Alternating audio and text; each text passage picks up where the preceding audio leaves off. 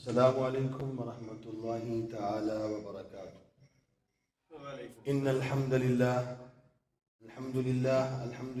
نحمده ونستعینه ونستغفره ونؤمن به ونتوکل علیہ ونعوذ باللہ من شرور انفسنا ومن سیئات اعمالنا من يهده الله فلا مضل له ومن يضلل فلا هادي له ونشهد أن لا إله إلا الله وحده لا شريك له ونشهد أن سيدنا وسندنا وحبيبنا وطبيبنا محمدا عبده ورسوله أما بعد أعوذ بالله من الشيطان الرجيم بسم الله الرحمن الرحيم تبت يدا أبي لهب وتب ما أغنى عنه ماله وما كسب سيصلى نارا ذات لهب وامرأته حمالة الحطب في جيدها حبل من مسد صدق الله العلي العظيم ونفعنا بالآيات والذكر الحكيم صدق الله العلي العظيم وصدق رسوله النبي الكريم ونحن على ذلك لمن الشاهدين والشاكرين والحمد لله رب العالمين اللهم صل على محمد وعلى آل محمد كما صليت على إبراهيم وعلى آل إبراهيم إنك حميد مجيد اللهم بارك على محمد وعلى آل محمد كما باركت على إبراهيم وعلى آل إبراهيم إنك حميد مجيد۔ میرے واجب الاحترام بھائیو دوستو بزرگو، گزشتہ 2 جمعوں سے میں آپ حضرات کے سامنے قرآن کریم کی آخری 10 صورتوں میں سے 3 صورتیں آپ حضرات کے سامنے مختصر سے وقت کے اندر قرآن و حدیث کی روشنی میں ان کی فضیلتیں اور مقصد نزول آپ حضرات کے سامنے بیان کر چکا۔ سب سے پہلے ہم نے سورہ فلق اور سورہ ناس یہ پڑھی اور سمجھنے کی کوشش کی، اور اس کے بعد سورہ اخلاص۔ آج میں آپ حضرات کے سامنے قرآن کریم کی ایک مختصر سی صورت جس کو سورہ لہب کے نام سے یاد کیا جاتا ہے اور جس کا ایک نام سورہ مسد بھی ہے، اس کی 5 آیات یہ کب نازل ہوئی، اس صورت کے نازل ہونے کا مقصد کیا ہے، اس صورت کے اندر جس شخص کا تذکرہ ہے وہ شخص کون ہے، اس کا تعلق رسول اللہ صلی اللہ علیہ وسلم کے ساتھ کیا ہے، رسول اللہ صلی اللہ علیہ وسلم کے سکے چچا کتنے ہیں، اس صورت کے اندر ایک عورت کا تذکرہ ہے، وہ عورت کون ہے، اس کا نام کیا ہے، آخر اس کا جرم کیا تھا کہ اللہ تعالیٰ نے اس کو بھی اس صورت کے اندر جہنمی قرار دیا۔ مختصر سے وقت کے اندر یہ ساری چیزیں ہم سمجھنے کی کوشش کریں گے۔ سب سے پہلے کہ یہ سورہ مکی ہے، مکہ میں نازل ہوئی اور ابتدائی سال میں، نبوت کے ابتدائی 4 یا 5ویں سال میں اس کا نزول ہوتا ہے۔ رسول اللہ صلی اللہ علیہ وسلم کے اوپر وحی آتی ہے سورہ شعراء کی کہ وَأَنذِرْ عَشِيرَتَكَ الْأَقْرَبِينَ، اے نبی صلی اللہ علیہ وسلم اپنے قریبی رشتہ داروں کو جمع کیجئے اور میرے عذاب سے ان کو ڈرائیے۔ رسول اللہ صلی اللہ علیہ وسلم ایسا ہی کرتے ہیں، صفا پہاڑی کے اوپر چڑھ جاتے ہیں اور اپنے قبیلے، اپنی قوم کے لوگوں کو اپنی طرف متوجہ کرتے ہیں۔ اس دور کے اندر اگر کسی کے کان تک خبر پہنچانی ہوتی، کسی شخص تک اس کی خبر پہنچانی ہوتی، چاہے وہ خوشی کی خبر ہوتی یا غم کی، تو کسی اونچائی کی جگہ پر کھڑے ہو کر وہ آواز لگائی جاتی، ندا لگائی جاتی، تو لوگ قریب آ جاتے، اس بات کو سنتے۔ چنانچہ اسی طرح رسول اللہ صلی اللہ علیہ وسلم نے صفا پہاڑی کے اوپر چڑھ کر اپنی قوم، اپنے قبیلے کے لوگوں کو جمع فرمایا اور ان سے کہا کہ اے میری قوم کے لوگوں، میں نے 40 سال کا عرصہ تم میں گزارا ہے، میں تم سے پوچھنا یہ چاہتا ہوں کہ میں 40 سال کا عرصہ تم پہ رہا ہوں، تمہارے اندر میں نے 40 سال بسر کیے ہیں، مجھے بتاؤ کہ تم نے مجھے کیسا پایا؟ تو سب کہنے لگے کہ آپ بہت اچھے ہیں، آپ صادق اور امین ہیں، آپ سچے ہیں، آپ کبھی جھوٹ نہیں بولتے۔ تو پھر آپ صلی اللہ علیہ وسلم نے فرمایا کہ اگر میں تم سے یہ کہوں کہ اس پہاڑ کے پیچھے سے ایک ایسی فوج آ رہی ہے جو تمہیں تباہ و برباد کر دے گی، تو کیا تم میری بات کے اوپر یقین کرو گے؟ تو بیک زبان ہو کے سب نے یہی کہا کہ آپ صادق اور امین ہیں، آپ سچے ہیں، آپ نے اگر ایسا کہہ دیا تو پھر ایسا ہی ہوگا۔ تو آپ صلی اللہ علیہ وسلم نے جب ان کی ووٹنگ دیکھی کہ یہ ساری قوم تو میرے ساتھ ہے، تو آپ نے بے دھڑک ہو کر اپنی دعوت کا آغاز کر دیا کہ لوگوں، تم گواہ ہو جاؤ کہ میں اللہ کا رسول ہوں اور اللہ کے سوا کوئی عبادت کے لائق۔ یہ جملہ کہنے کی دیر تھی تو یہاں سے رسول اللہ صلی اللہ علیہ وسلم کا تکلیفوں کا آغاز شروع ہو جاتا ہے۔ ایک شخص آگے بڑھتا ہے، وہ پتھر اٹھاتا ہے اور آپ صلی اللہ علیہ وسلم کے چہرے کے اوپر مارتا ہے۔ آپ کا چہرہ زخمی ہوتا ہے، چنانچہ وہ آپ کو بد دعا دیتے ہوئے ان الفاظوں کے ساتھ وہاں سے چلا جاتا ہے کہ تبا لک یا محمد لہذا جمعنا علیہ باللہ، اے محمد تم ہلاک ہو جاؤ، تم نے کیا اسی لیے ہمیں یہاں پر جمع کیا ہے کہ ہم تمہارے ایک خدا کی طرف آ جائیں اپنے سارے خداؤں کو چھوڑ کر؟ یہاں سے اس صورت کا آغاز ہوتا ہے۔ اس وجہ سے یہ صورت نازل ہوتی ہے کہ جیسے ابو لہب نے، جس نے یہ بد دعا دی تھی رسول اللہ صلی اللہ علیہ وسلم کو، اس کا نام ابو لہب تھا، اور اسی صورت کے اندر اسی شخص کے بارے میں یہ تذکرہ ہے کہ جیسے اس نے رسول اللہ صلی اللہ علیہ وسلم کو بد دعا دی تو اللہ تعالیٰ نے جواباً اس کو بد دعا دی کہ تبت یدا ابی لہب وتب، کہ ابو لہب کے دونوں ہاتھ ٹوٹ گئے، ہلاک ہو جائے، اور یہ ضرور ہلاک ہوگا۔ تو یہ سورہ ابو لہب کے بارے میں ہے۔ تو سب سے پہلے اس بات کو جاننے کی کوشش کرتے ہیں کہ ابو لہب رسول اللہ صلی اللہ علیہ وسلم کے سکے چچا اور عبد المطلب کے بیٹے۔ عبد المطلب کے 10 بیٹے، ایک روایت میں 11 اور ایک روایت میں ابو عبد المطلب کے 12 بیٹے ہیں، لیکن جو زیادہ مشہور روایت ہے اس کے اندر 10 بیٹوں کی تعداد ہے۔ آئیے دیکھتے ہیں۔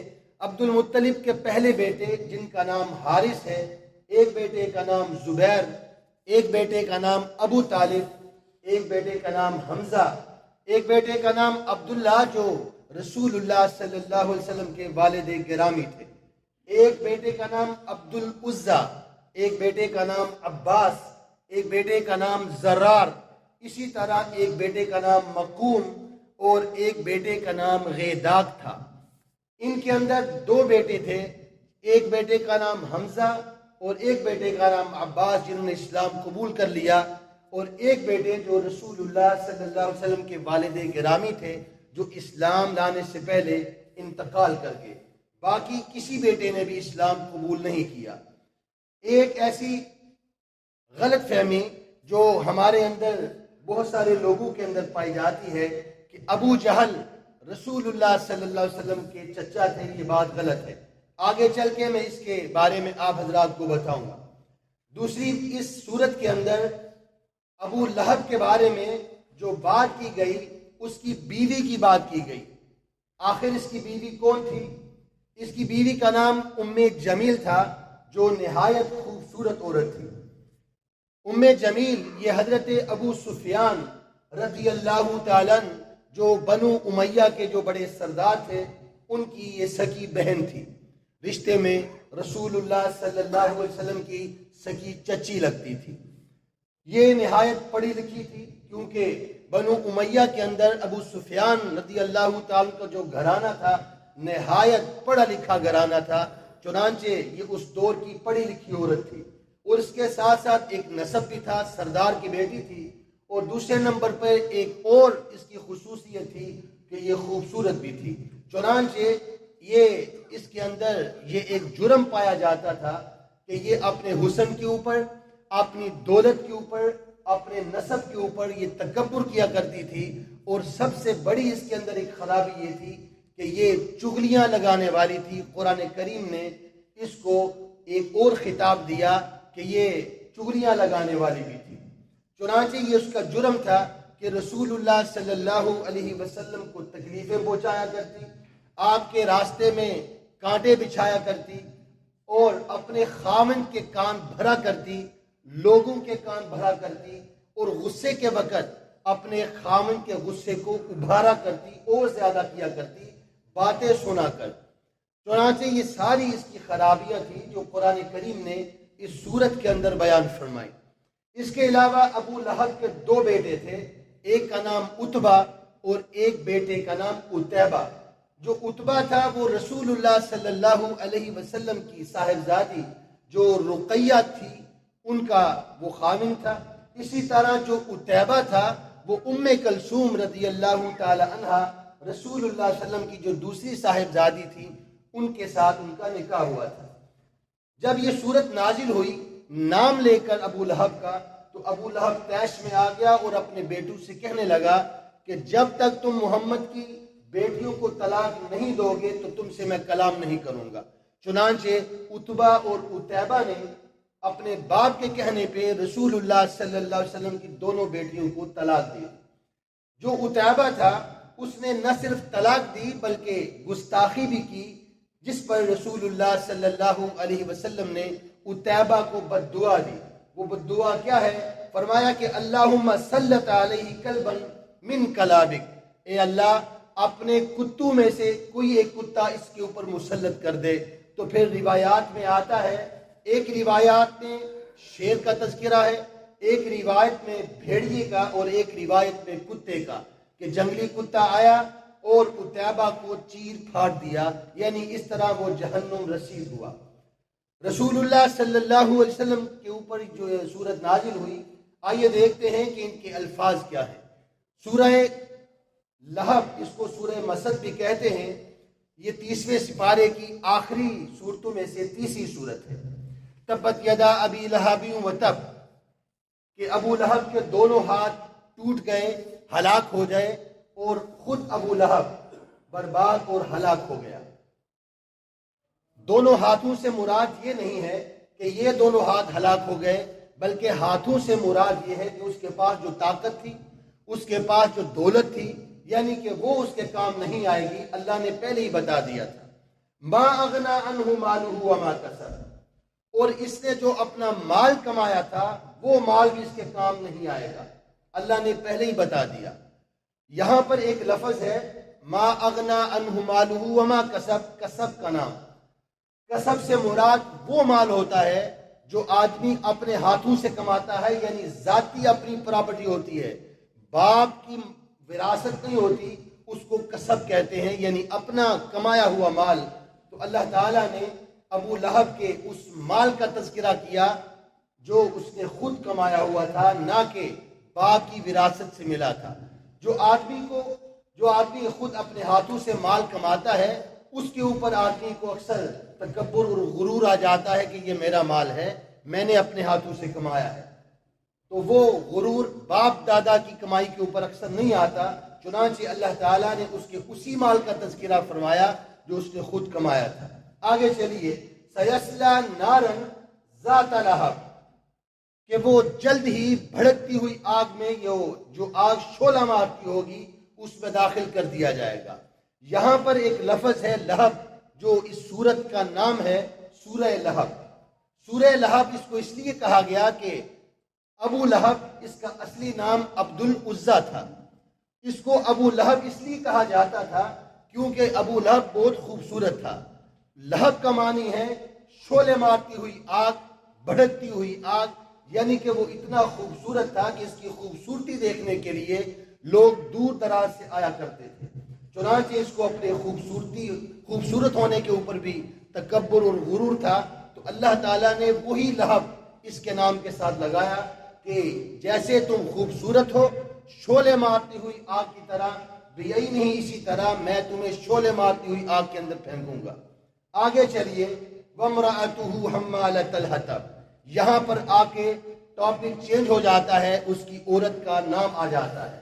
وَامْرَأَتُهُ حَمَّالَةَ الْحَطَبِ، کہ اس کی عورت یعنی اس کی بیوی جو لکڑیاں اکٹھی کیا کرتی تھی اور رسول اللہ صلی اللہ علیہ وسلم کے راستے میں بچھایا کرتی تھی کانٹے، اس کو قرآن کریم نے ایک خطاب دیا کہ حمالۃ الحطب، چغلیاں کرنے والی، تو اس کا نام بھی اس صورت کے اندر آیا گیا۔ اور اس کے بعد آخری جو اس صورت کی آیت ہے فی جیدہا حبل من مسد، فرمایا کہ اس کی گردن میں کھجور کی رسی یا بٹے کی مڑتی ہوئی رسی اس کی گردن میں ڈال دی جائے گی اور وہ لکڑیاں اٹھاتے ہوئے جہنم میں داخل ہوگی۔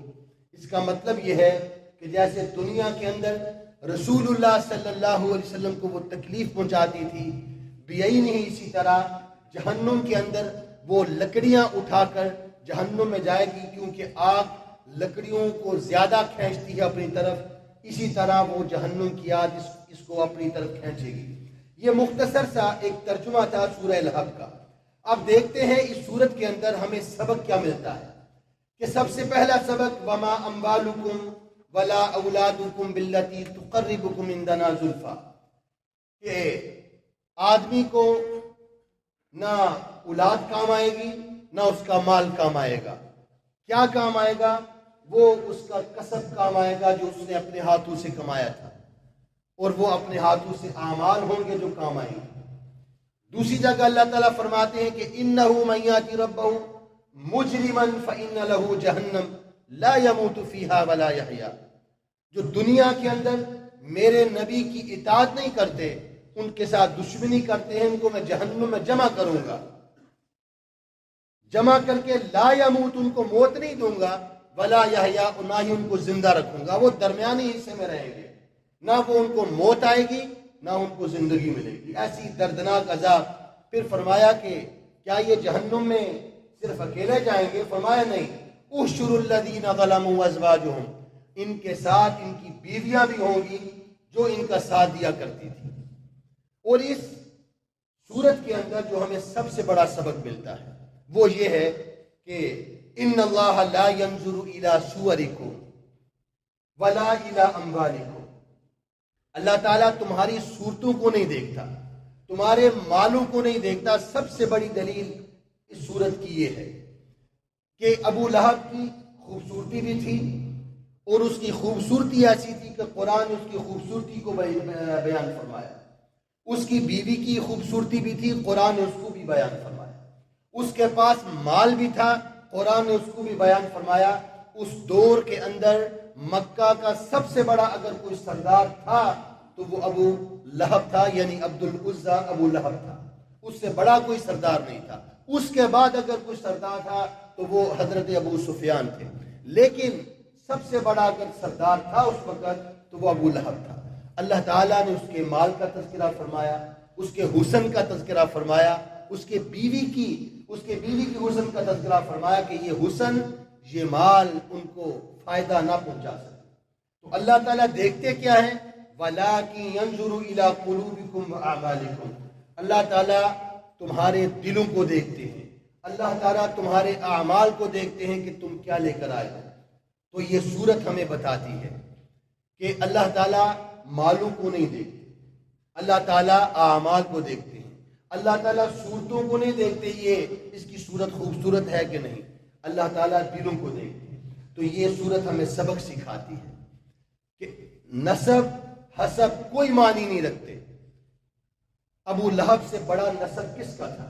خونی رشتہ تھا، اور ایسی محبت اس نے کی رسول اللہ صلی اللہ علیہ وسلم کے ساتھ، اپنی گود میں انہیں کھلایا، ان کو بوسے دیے، اور ان کی پیدائش کی خوشی میں بخاری کے الفاظ ہیں اپنی سویبہ نام ایک اس کی لوڈی تھی، اس کو آزاد کر دیا ان کی خوشی میں، لیکن یہ خوشی اس کے کام نہ آ سکی۔